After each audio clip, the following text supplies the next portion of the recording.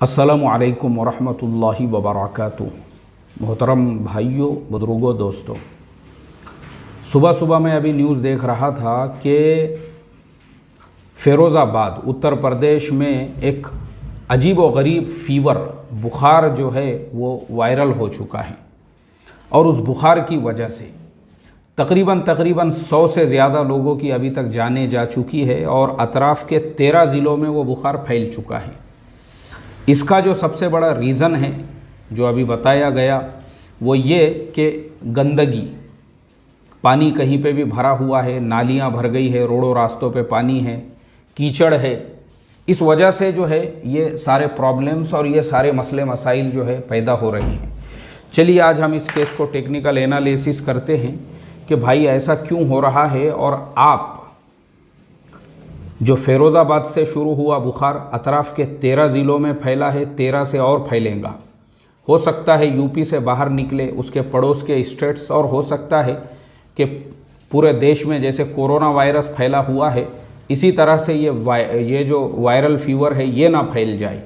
इससे बचने के लिए क्या करना है, उसके लिए सबसे बड़ी चीज़ वो ये है साफ़ सफाई का ख्याल रखना। सबसे बड़ी चीज़ और सबसे बड़ी चीज़ जो साफ़ सफाई है वो ये कि अगर आपके महल्ले में, आपके बस्ती में कचरे पड़े हुए हैं, कहीं पे भी गली मोहल्लों के अंदर जो कचरों के ढेर होते हैं, सबसे पहली फुर्सत में उनके सफाई का आप इंतज़ाम कीजिए।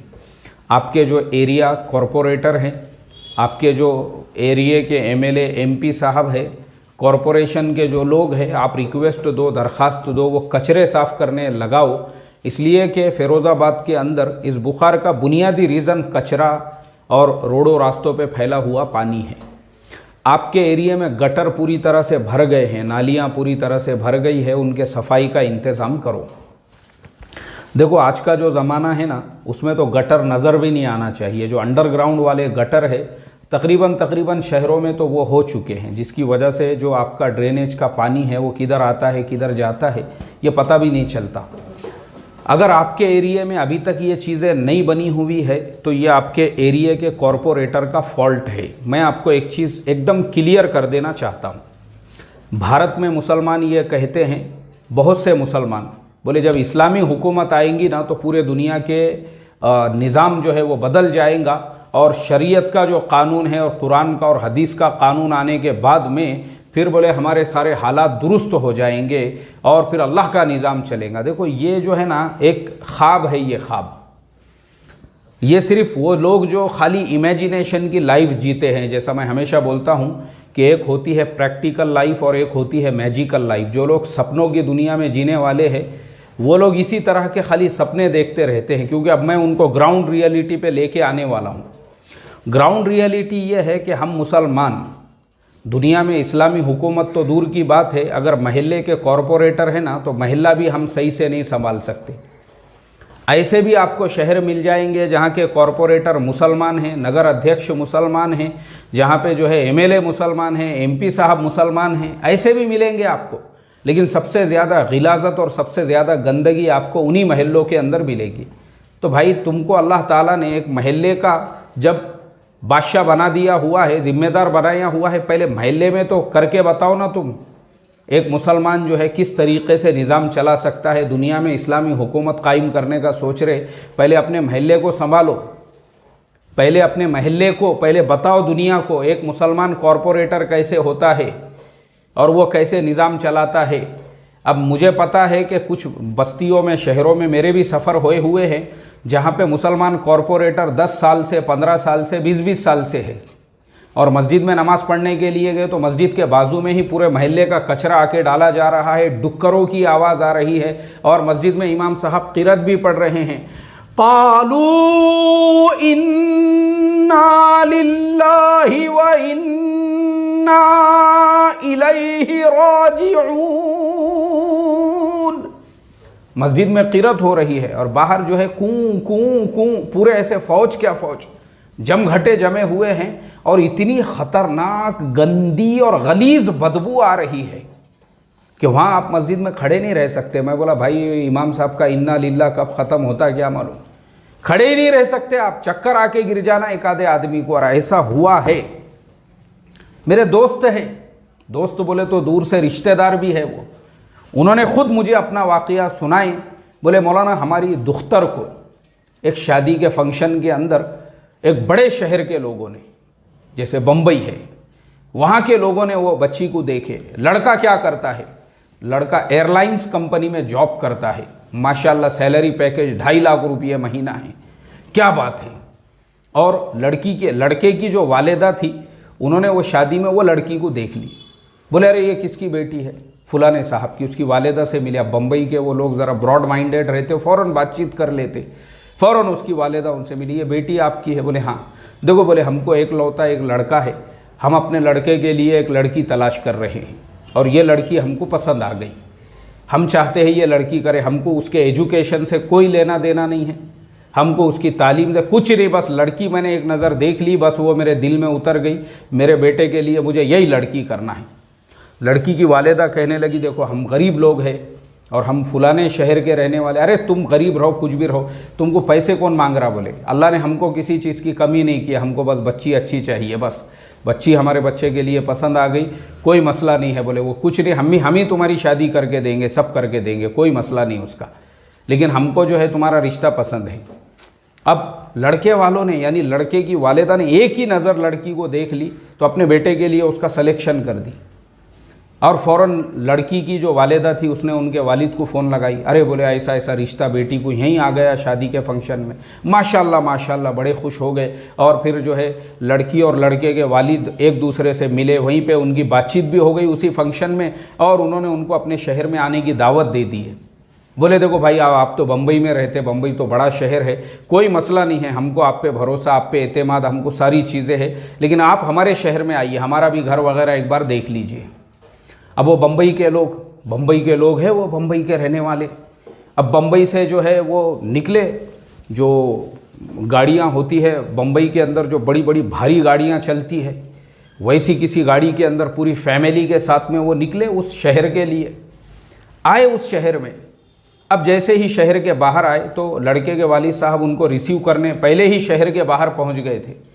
लड़की के वालिद साहब चलिए बोले हमारे साथ में। अब उनकी गाड़ी चल रही है आगे आगे, पीछे पीछे ये चल रहे हैं आगे।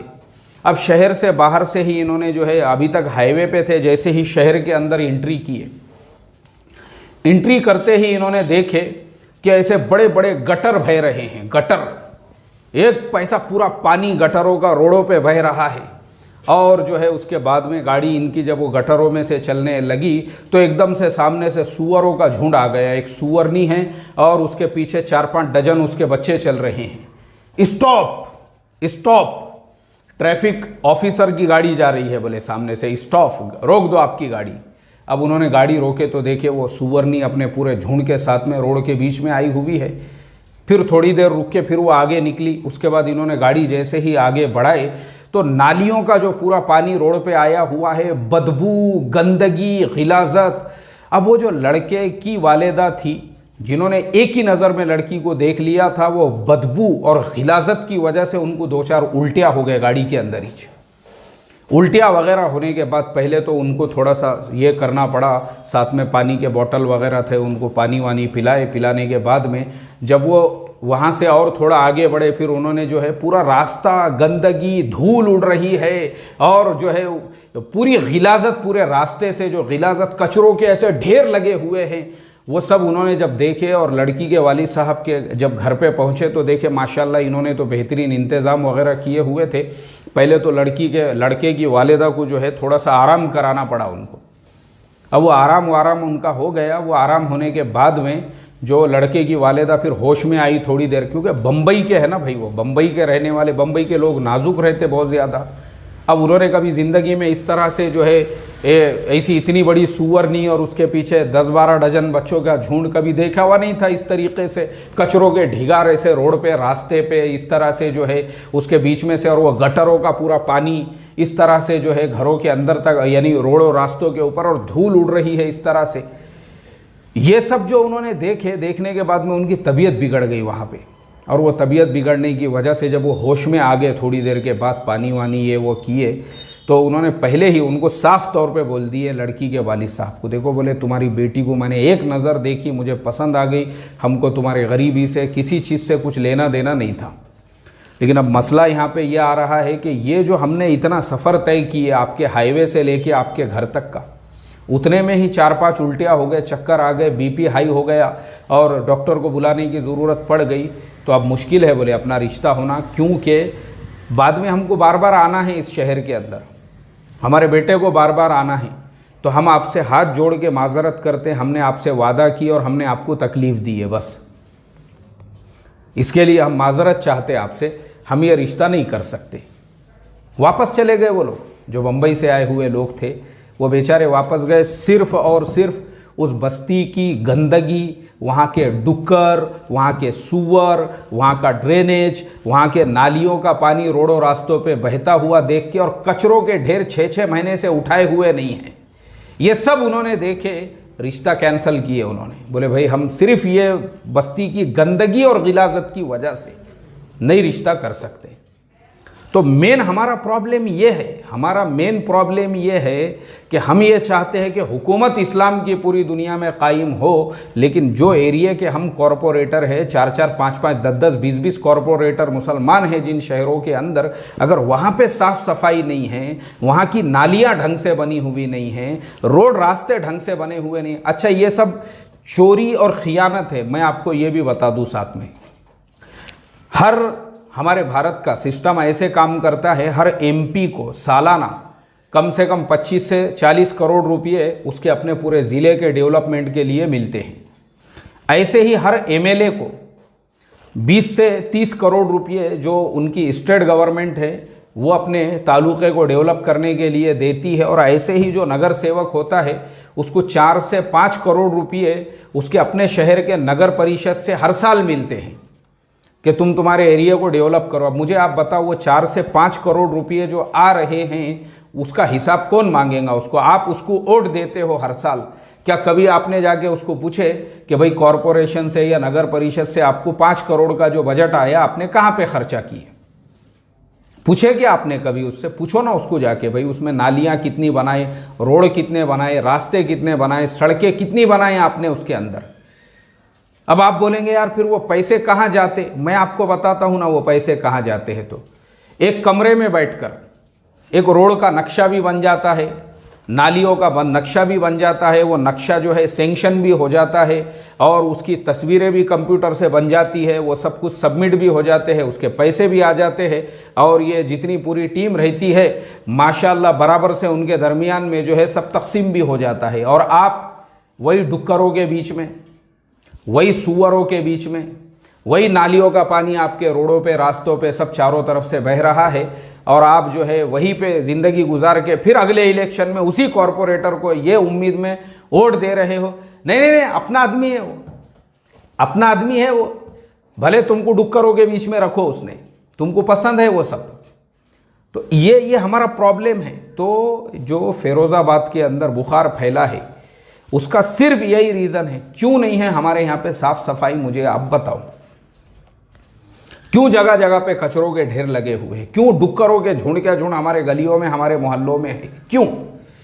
क्यों अभी तक रोड रास्ते हमारे यहाँ पे नहीं बने हुए हैं? मेरे एक रिश्तेदार एक शहर के अंदर एक कॉलोनी में रहते हैं, इत्तेफाक से मुझे नहीं मालूम था उनका घर वहाँ पे है बोल के, मैं तो समझता था गांव में ही रहते, क्या मालूम। एक दिन मैं नमाज में मेरी उनकी एक मस्जिद में मुलाकात हो गई। तो मुलाकात के बाद में उन्होंने मुझे बोला, अरे नहीं नहीं तुमको चलना पड़ेगा, घर पे चलना ही पड़ेगा, घर पे चलना ही। मैं बोला यार मैं दूसरे काम से आया हूँ, मैं इसीलिए जो है ना लोगों से ज़्यादा मुलाकात नहीं करता, क्योंकि मेरे ऑफिशियल जो काम रहते वो रह जाते। मैं बोला मैं दूसरे काम से आया और मेरे पास टाइम नहीं है, मुझे फिर कल जो है दूसरा का फ़ौरन मुझे पहुंचना है। नहीं नहीं नहीं नहीं, चलना पड़ेगा। अब मैं बोला यार अब रिश्तेदार है तो चूँकि अब चलो, मैं बोला अब क्या करते, अब ना बोल ही नहीं सकते उनको। गए हम उनके साथ में, अब जा रहे हैं तो वो बाइक जो है जिसके ऊपर उन्होंने मुझे लेकर गए, थोड़े दूर पे हम गए, रोड था अच्छा, रोड से फिर जो है अंदर के रास्ते में गए तो वहाँ पूरे फतरे ज़मीन से ऐसे निकले हुए, कीचड़ पूरा ऐसा दलदल बना हुआ। वहाँ पे उन्होंने मुझे बोले बस अब आप उतर जाओ बोले। मैं बोला उतर जाओ, फिर अब ये क्या कश्ती से दलदल पार करने का है? नहीं नहीं नहीं, बोले ये जो फतरे दिख रहे हैं ना ऊपर, ऐसे ऊपर निकले हुए, यहाँ एक पैर रखने का, वहाँ एक पैर रखने का, वहाँ पे एक पैर रखने का। मैंने इस तरीके से यहाँ एक पैर, वहाँ एक पैर, वहाँ एक पैर रख के वो पूरा दलदल क्रॉस किया, जब तक उन्होंने आहिस्ता आहिस्ता गाड़ी जो है वो दलदल में से वो उधर के कोने तक निकाले। तो मैंने उनको बोला, मैं बोला भाई ये एरिया में तुमने घर लिए, क्या हिसाब से लिए? ना रोड है, ना रास्ते है, ना नालियाँ हैं, पूरा पानी जो है पूरे दलदल बन गए हुए हैं पानी जमा होके। बोले मैंने कब लिए हुआ है ये घर? मैं बोला कब लिए हुए हैं? अरे बोले भाई ये कुछ मैंने आज नहीं लिया, जुम्मा 8 दिन नहीं हो रहे मुझे आज 15 से 20 साल हो गए बोले यहाँ पे ये घर लेके। लेकिन अब मैं क्या करूँ, ये एरिया में 20 साल से कॉरपोरेटर भी मुसलमान हैं, एरिया भी पूरा मुसलमानों का है। 20 सालों में किसी को तौफीक नहीं मिली यहाँ पे कोई रोड रास्ता बना सको। 20 सालों से आप मुझे बताइए, 20 सालों से वो एरिया आबाद हो चुका है और 20 सालों में वहाँ पे रोड नहीं बने, रास्ते नहीं बने, अभी भी नालियों का पानी पूरा जो है चारों तरफ जमा हो रहा है। अफसोस की बात है ये। मुझे आप बताइए, मेरा सवाल है आप लोगों से, भाई 5 साल के बाद, 10 साल के बाद तो कम से कम बनना चाहिए, 20-20 साल। और मैंने खुद मेरी आंखों से देखा वहाँ पे जो घर लोगों ने बनाए हुए थे वो ऐसे दबक गए ज़मीन के अंदर, ऐसे पूरे, यानी उनका दरवाज़ा ज़मीन लेवल को आ गया तो घर बैठ गए नीचे। लेकिन वहाँ कुछ जो है ना रोड है ना रास्ते है। अल्लाह हिफाजत फरमाए। तो इसके लिए मैं सिर्फ यही कहूँगा, साफ़ सफाई का ख्याल रखो, साफ़ सफाई का ख्याल रखो, साफ़ सफाई का, यही ये बीमारी से बचने का सबसे बड़ा फार्मूला है। वरना जैसे फ़िरोज़ाबाद में ये बीमारी शुरू हुई और अतराफ़ के फिर 25 ज़िले और फिर होते होते 26 ज़िले होंगे, अल्लाह हिफाजत फरमाए। अस्सलामु अलैकुम वरहमतुल्लाह।